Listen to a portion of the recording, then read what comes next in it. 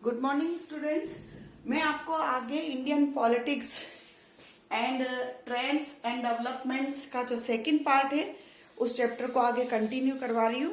बेटा पहले मैंने आपको बताया था main issues in Indian politics after 1989। उसके बाद में क्या क्या हुआ है इस चैप्टर में वो आपको करवाना है कि कौन कौन से चेंजेस किए गए थे आफ्टर 1989। अब इसमें फर्स्ट में आपने पढ़ा था कि कौन कौन से इश्यूज थे। अयोध्या डिस्प्यूट पढ़ा था आपने, इकोनॉमिक और fight against the terrorism, new economic policy, Babri मस्जिद, ये सारा सब कुछ, डिक्लाइन ऑफ द कांग्रेस। इससे आगे की फिर मैंने आपको बताया था उस समय चैप्टर जब खत्म किया था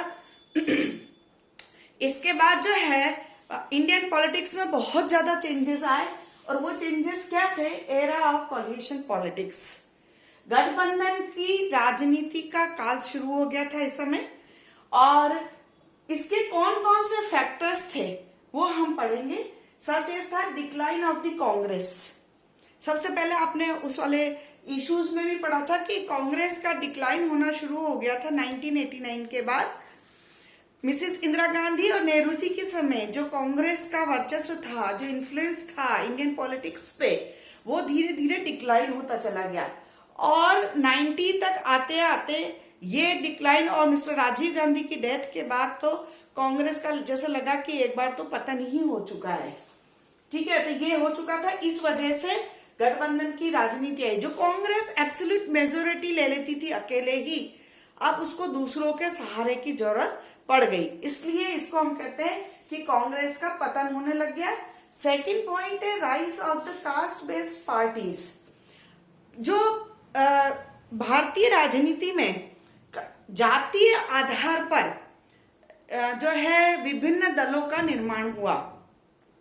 जैसे खास करके यूपी और बिहार में, यूपी में जैसा बीएसपी देखते हो, वो अपने आप को जो पिछड़े लोग हैं, दलित लोग हैं, उसका रिप्रेजेंटेटिव मानती है कि हम उनको रिप्रेजेंट करते हैं, उनका उद्धार करेंगे। इसी तरह से बिहार में भी है, जैसे समता पार्टी है या राष्ट्रीय जनता दल है, ये लोग सब अपने अपने मतलब जातीय समीकरण के बेस पर इन्होंने वोट बटोरने की कोशिश की है। थर्ड है the rise of number of the regional parties. इसके अलावा एक कारण और भी था जिसकी वजह से गठबंधन की राजनीति का युग शुरू हुआ, वो ये था कि क्षेत्रीय दल या रीजनल पार्टी जो थी उसका भी बहुत इस समय उद्गम हुआ था। जैसे मैंने लिख रखा टीडीपी, तेलुगु देशम पार्टी, ये जो है आंध्र में एक्टिव है। अकाली दल ये पंजाब में है। शिवसेना ये आपको पता है महाराष्ट्र में है। और बीजू जनता दल ये उड़ीसा में है।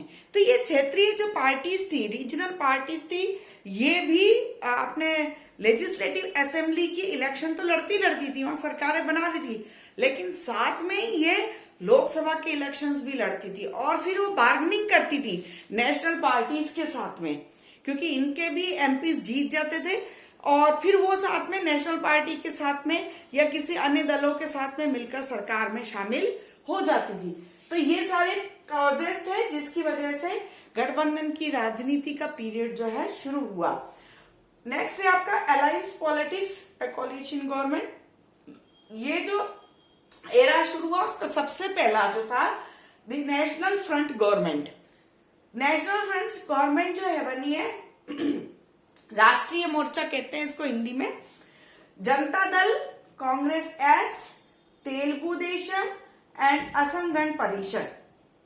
ठीक है, ये सारी पार्टियां जो थी इसमें शामिल थी, जनता दल। और ये इसको बेटा हिंदी में कहते हैं राष्ट्रीय मोर्चा,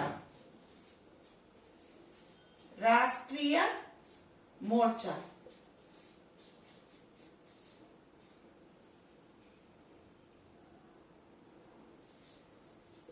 सरकार अब ये क्या था, जनता दल, कांग्रेस एस, तेलुगु देशम, ये सारी लगभग रीजनल पार्टीज हैं बेटा। जनता दल जरूर उस समय नेशनल लेवल की पार्टीज पे जो थी वो इलेक्शन फाइट करती थी तो इन्होंने मिलकर जो है वीपी सिंह हालांकि समय इसके प्रेसिडेंट रहे, लेकिन इलेक्शन में किसी को भी एब्सोल्यूट मेजोरिटी नहीं मिली, इनको भी नहीं मिली, इन सबको मिला के भी नहीं मिली। ठीक है, तो इन्होंने क्या करा, वीपी सिंह जो थे इनको प्राइम मिनिस्टर बना दिया।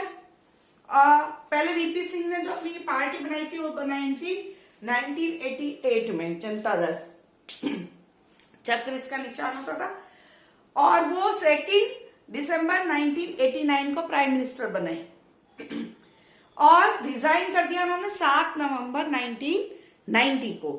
देखिए 11 महीने भी सरकार पूरी तरह से नहीं चल पाई।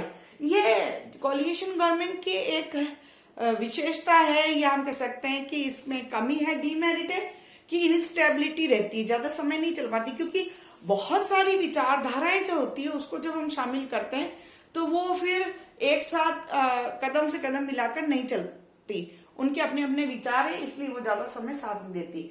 अब इस पार्टी को जो समर्थन दिया था वो दिया था लेफ्टिस्टों ने, वामपंथियों ने और भाजपा ने, और ये दोनों ही पार्टी जो है एक तरह से नेशनल पार्टीज हैं। तो ये कुछ समय तो इन्होंने साथ दिया, लेकिन उनको लगा कि हमारे अकॉर्डिंग शासन नहीं चला रहे, तो उन्होंने अपना समर्थन वापस ले लिया। लेकिन इसी बीच जो है रिजाइन कर दिया 7 नवंबर 1990 को। फिर चंद्रशेखर आजाद जो है, चंद्रशेखर जो थे उन्होंने 58 मेंबर्स के साथ में लेकर अलग होकर कांग्रेस के और उनके साथ समर्थन से फिर सरकार बनाई। लेकिन वो भी ज्यादा समय नहीं चलने वाली थी, क्योंकि कांग्रेस और वामपंथी अपनी मनमर्जी से उनको सपोर्ट कर रहे थे, और ये भी सरकार जो थी वो 7 मंथ तक ही चल पाई। इस तरह से फिर से मिड टर्म इलेक्शन जो थे वो ड्यू हो गए, और इसीलिए 91 में जो है फिर से हमारे यहाँ लोकसभा के इलेक्शन जो है करवाए गए। लेकिन उसके बाद जो है 5 साल तक, 91 के बाद से लेकर 95 तक कांग्रेस ने बड़ी मुश्किल से, जो अजीत सिंह थे, अजीत सिंह के साथ में मिलकर उन्होंने सरकार को जो है बनाया है। कांग्रेस में शामिल हो गए थे वो अजीत सिंह जनता दल के नाम से, और उसी बेस पर 5 साल तक की सरकार चल गई। लेकिन उसके बाद जो 96, 97 और 99 जो इलेक्शंस हुए उसमें जो है कोई भी दल, एक भी दल एब्सोल्यूट मेजोरिटी से नहीं जीत पाया। तो नेक्स्ट जो बना है वो है आपका संयुक्त मोर्चा सरकार, यूनाइटेड फ्रंट।